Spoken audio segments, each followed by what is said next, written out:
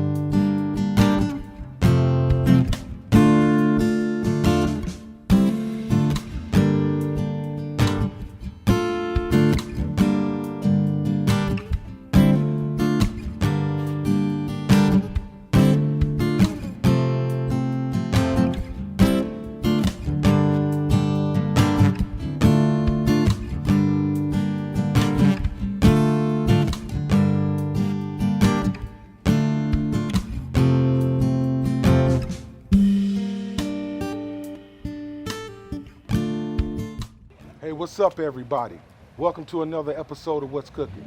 I'm your host, Rashad, and today we have another special guest with us. We have Mista Ray, spelled M-I-S-T-A-R-A-Y. Mr. Ray, how you doing? I'm doing great, man. I'm doing great. It's a pleasure to be here.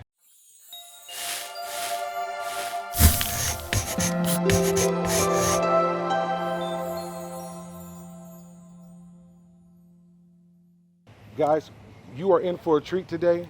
Wonderful artist, kind soul, great person. Y'all are gonna love this episode. And Mr. Ray, let me tell you a little bit what we got on the menu today. Okay. We have a panko-crusted marinated chicken. We're gonna have some rice pilaf. Okay. And we're gonna have some asparagus. Now Sounds today, Mr. Ray, we don't have a whole lot of prep. I've already got the chicken seasoned and marinated, and it's seasoned in the What's Cooking all-purpose seasoning. Best believe, it's coming to a store near you. It's coming. The What's Cooking all-purpose seasoning. But the chicken is already marinated, so we got that off camera. But we're gonna go ahead and cut the onions. I already have the peas and carrots ready for the rice pilaf. All right. But we're gonna, I'm gonna cut this onion in half, and we're gonna just trim a little bit more off these asparagus, and we're gonna get started cooking. But first, we need to put on the gloves. Now we got our gloves on, and we're ready. We're gonna go ahead, Mr. Ray, I'm gonna cut this onion in half. All right. And we're gonna split this, and we're gonna dice this up. There you go. Okay. Now, I know this panko chicken, you're gonna really love that. And I know you haven't tried the What's Cooking rub, but I promise you, brother, you're gonna love this. Oh, I'm excited. Listen, I'm excited about this rub right here.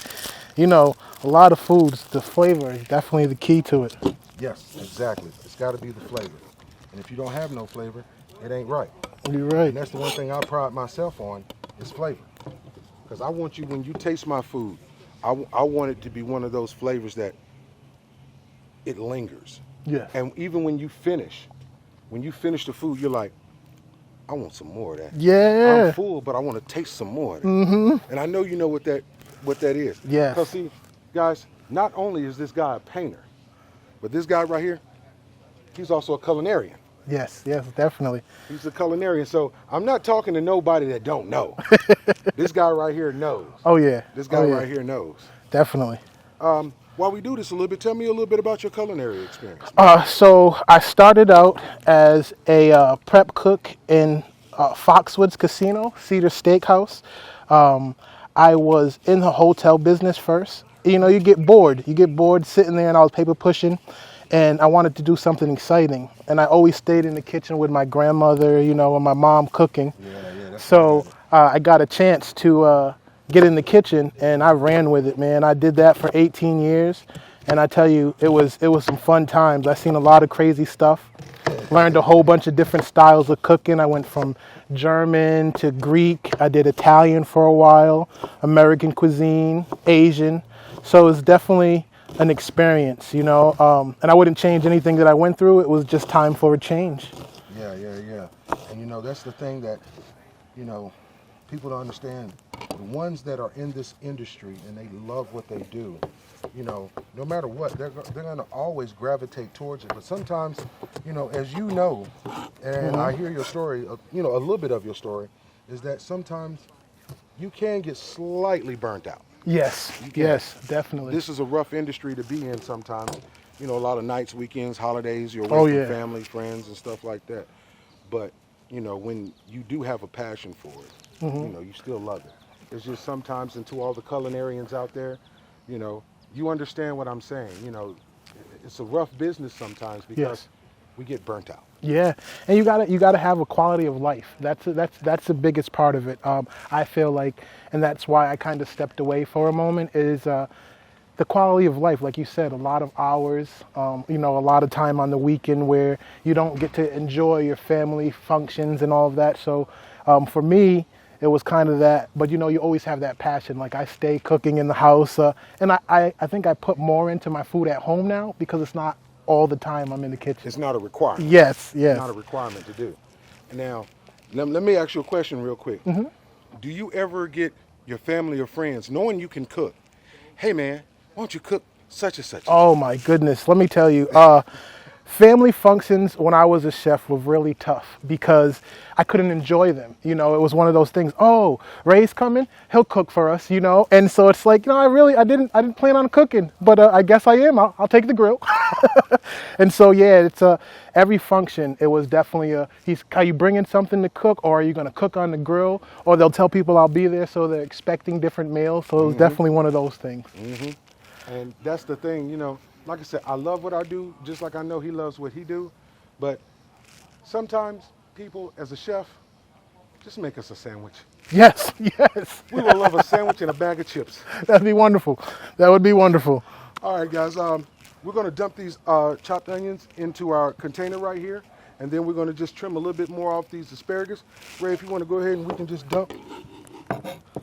See, y'all see that? Y'all see how a chef uses his knife as a spatula. Oh yes. To scoop things up. See, y'all might not notice little details like that, but I peeked game and I saw that and I was like, yeah. Them little tips, you know, one of those things where it's like, oh yeah, he actually cooked before. He's not just saying it. Yeah. He knows what he's talking about. Yeah. He knows what he's talking about. Ray, I'm gonna give you just a little bit of these. Okay. And I'm gonna take a little bit of these. And we're just going to trim maybe just a little bit off the ends. Not a problem. Just a hair off the ends. And then we can just sit that right back there. And we can slide this off right here. All right. Now we got our onions cut. We got our asparagus cut.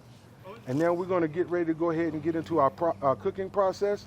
Then after we cook, you know what we're going to do? What's that? We going to eat. Oh yeah, I'm ready for that. I am ready for that. We going to eat. We going to eat. Let's do it. Now we're going to do the chicken. We got our egg wash station right here. We have our flour, we have our egg wash, and we have our panko with flour, and this is seasoned right here. And Mr. Ray, what we're going to do, we're going to split the process. Okay. I'm going to take the chicken, flour it, drop it in the egg wash. You egg wash, flour panko, put it on the pan. Sounds so good. when we get ready to cook. All right. All right, here we go. We're going to get this started right here. We're going to go ahead and get this going. Now, Mr. Ray, I heard you say that your grandmother was also an influence in your cooking. Oh yeah. So I was the kid that stayed in the house. You know, all the kids, all my cousins and them run outside to go play. And when we had the family functions, I was right in the house with my grandmother chopping up stuff, letting her tell me what I got to do and just learning all the family secrets. I love to cook. Cooking for me is one of those moments when I can de-stress. Yeah. I can focus on, if there's a problem, I can think about that problem. Okay. And I can work it out. Yes, that's me for my art. Anything that I go through, any obstacles that I go through in life, I know that I can kind of just clear my head, gather my thoughts, and get it together. And that happens when I start stroking that the easel, just the pen and the paintbrush against it. It's a wonderful feeling, and it keeps me very level-headed. Yeah. They say you got to find something that gets you. Get your mind going in the right way, keeps that positiveness flowing, and I feel like with you it's your cooking, and for me it's the art. Yeah. It just keeps you in that great feeling, and it keeps you positive.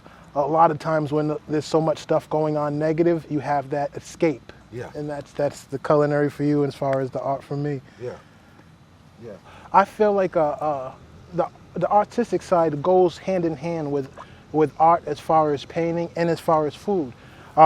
With just the framing, keeping it inside your plate, the colors, the way you combine your starches with your proteins on a plate and put everything together, the layering of it is all a form of art to me. Yeah, it is. And guys, as you can see, we've got our chicken already done. We're getting ready to switch over to where we can start frying this food. We can start making the atmosphere and the air smell wonderful, because this chicken is already smelling good. Oh yeah. What's Cooking all-purpose seasoning. It's coming. Be on the lookout. But we're gonna take a minute and we're gonna go ahead and get everything set up so we can start cooking, man. Oh yeah. And then we can sit down and we can eat and we can enjoy everything. I am with you on that. I am ready to eat. Well, let's get this thing cracking.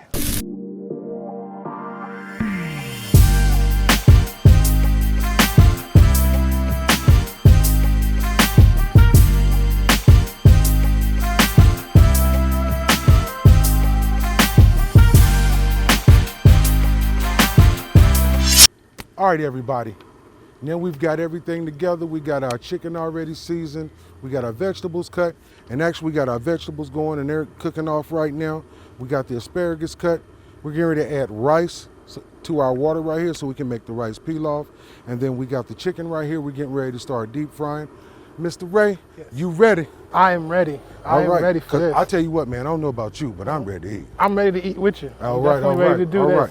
Mr. Ray, you got that rice right there. Yes, I'm getting ready to start dropping this chicken right here in this nice hot grease. And then we're going to throw the asparagus in at last, because that's going to be the quickest cook that we have.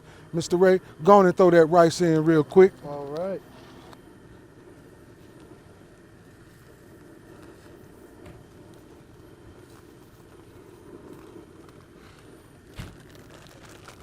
All right. Now we got that rice in there. And if you need a little more liquid, there's some water in that container right there. You can add a little more. And now I see our grease is hot. Like I said, now I'm going to go ahead and drop this grease in this nice little fryer right here so we can go and get this thing on and popping.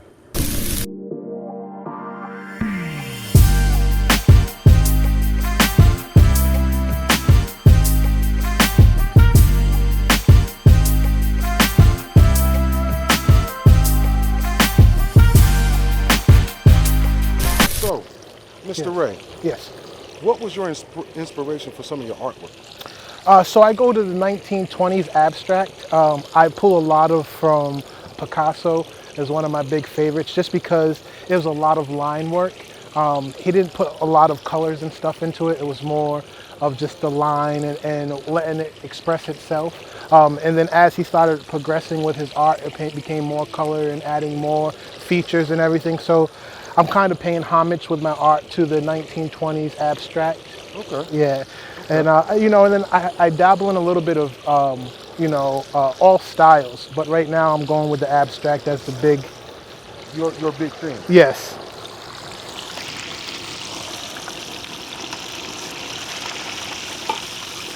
Ooh, baby. Look at that right there. Man, look at that right there. That look good. Mr. Ray, I'm gonna give this rice here a little bit of stir.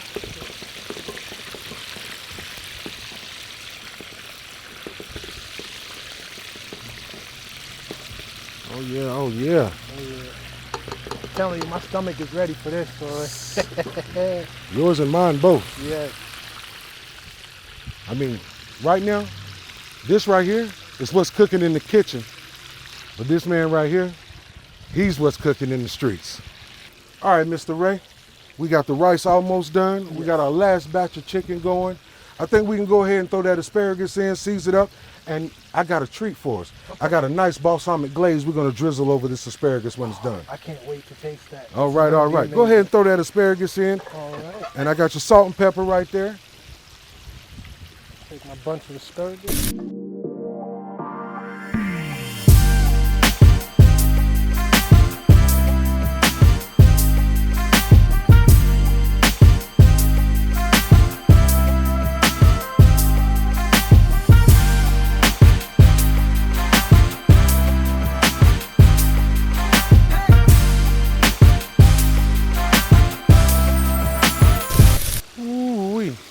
This chicken right here look like it's sick. Let me take its temperature. Oh yeah. She got a fever. Oh yeah, she got a fever. This chicken is done, I'm pulling it out. And as always, we like to let our chicken rest for a little bit. Yes. Because if you let it rest a little bit, that makes what? Cooks it up to get to the temperature. There you go. That carryover cooking. Yes, sir. That carryover cooking. All right, Mr. Ray. We got the asparagus done. We got the chicken looking beautiful and golden over here in the golden sunshine. So the rice is just about there. I guess it's about time for us to grab some plates, some forks, some knives, sit down, and we're gonna eat, and we're gonna talk about who is Mr. Ray.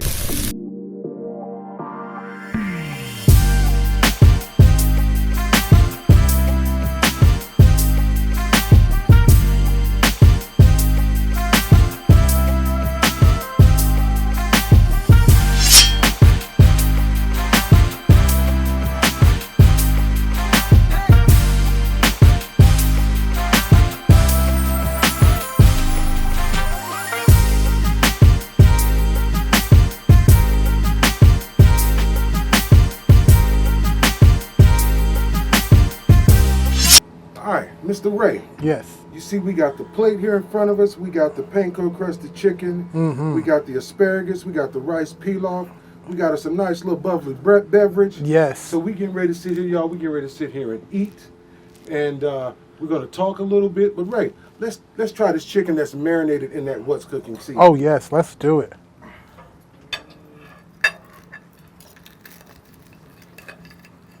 That's a nice crust. Oh, yeah, it is. Look at what? You better cut it out. I'm trying to tell you right now. What they say? No cap. But this is. So with no cap, but This is it right here. And it's not too overpowering. It's just right. The flavoring is amazing. The crispiness and the bite of the chicken is wonderful. You know, it's one of those things that you don't really want to say nothing. You just want to keep eating it.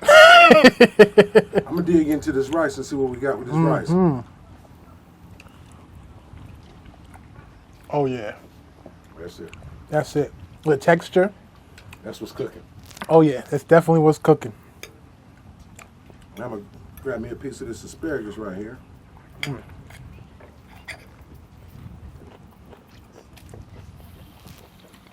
Oh yeah, Oh yeah. nice bite to it.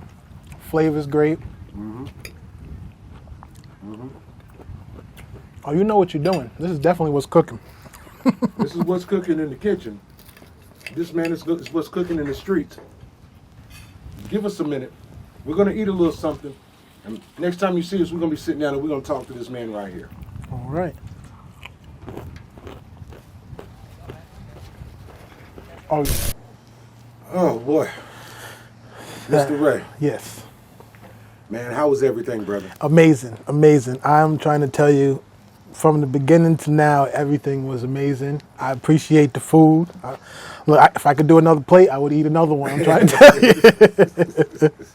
Hey, that's good, man. That's good. Like I said, again, thank you for the show. Viewers, like I said before, this is Mr. Ray, Mistaray.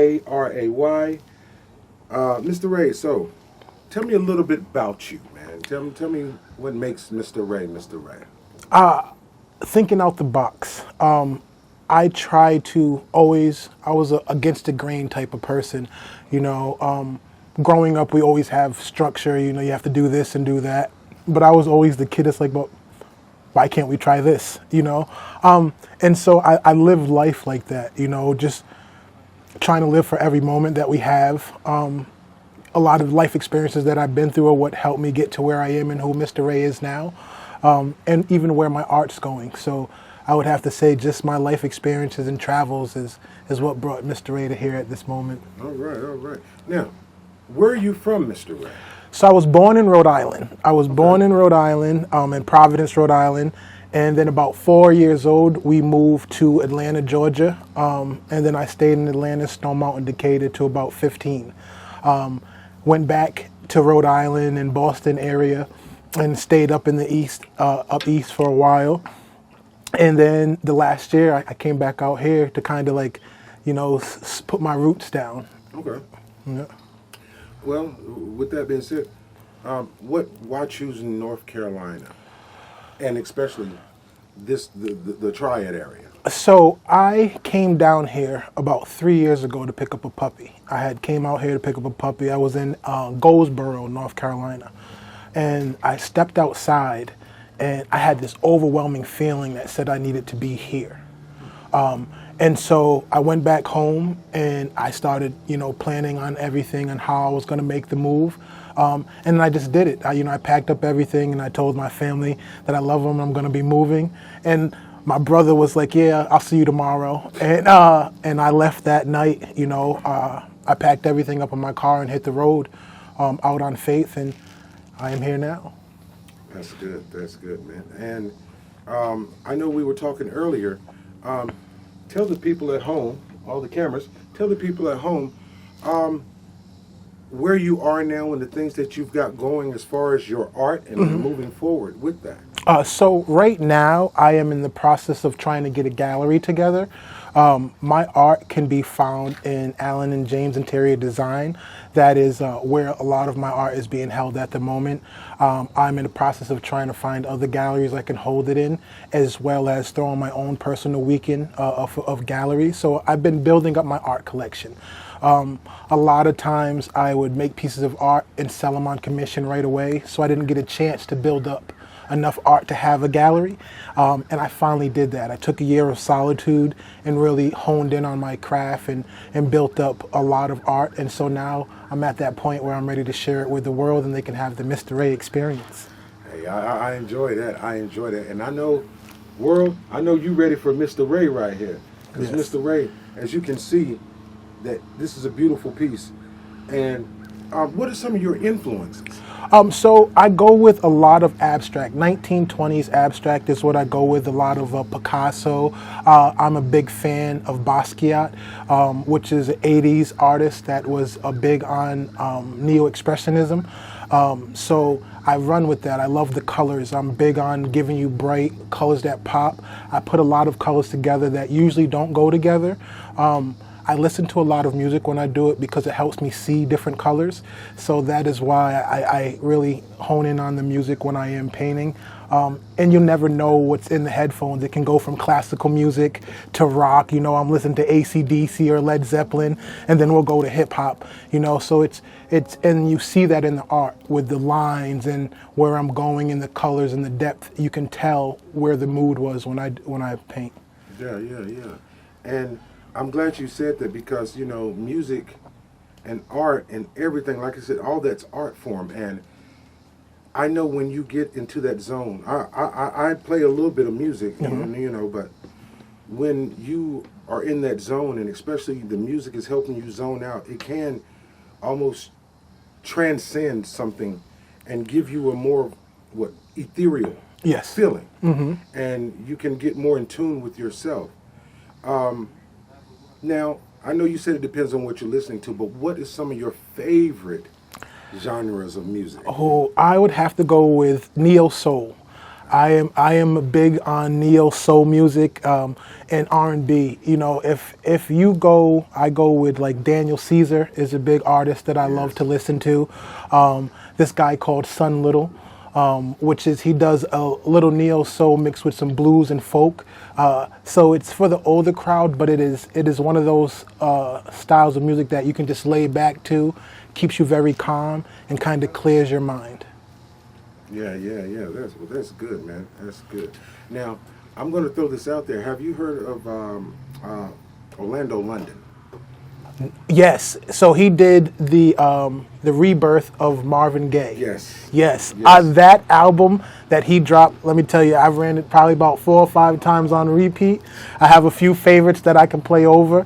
But I feel like that is one of the best as far as R&B artists paying homage to where the music started and came from. Yes. And it's helping change where we're going with R&B, I feel. Yes, and that is a good thing, man. I know, for a while there it seemed like R&B was going to disappear, but R&B is coming back. Yes. But Mr. Ray, I know Mr. Ray. We used to work together. Yes, we did. We used to work together, and like I said before in the intro, he is a very humble individual, smart man. And when I was notified that he wants to be a part of the show and the experience, that at first I've had so much going on, I was like, Ray. But when I saw his Facebook page and I saw him, I remembered him immediately. That's how of an impression you left on me. Yes. Not even art related, just you being you. Appreciate that. But with that being said, when I saw him painting and I saw his works, I was like, wow, I missed this. And see, that's the thing I want to point out, that in life, you never know who the next artist is that could really inspire you. You never know who the next person is that has so much talent that you are missing it. Take a minute to sit back, notice the world around you. And that's another, like I said, that's the reason for this show, is to spotlight local talent and let the local people see what local artists have. Yes. And Ray, I appreciate you, brother. I really do. And I ask everybody this question. If there's something that you right now could go back in time to a younger you or somebody that's younger, what would you say to them or you? Don't change your plans. What you have in your mind, I feel when we are younger, is the purest thoughts that we have. We feel that we can be anything that we want to be, and we can achieve anything that we want to achieve. I would say to myself younger or anybody young coming up into the game is to keep that mind frame. You're going to go through a lot of obstacles in life that's going to push you away from what you want to do in life or what you feel your purpose is.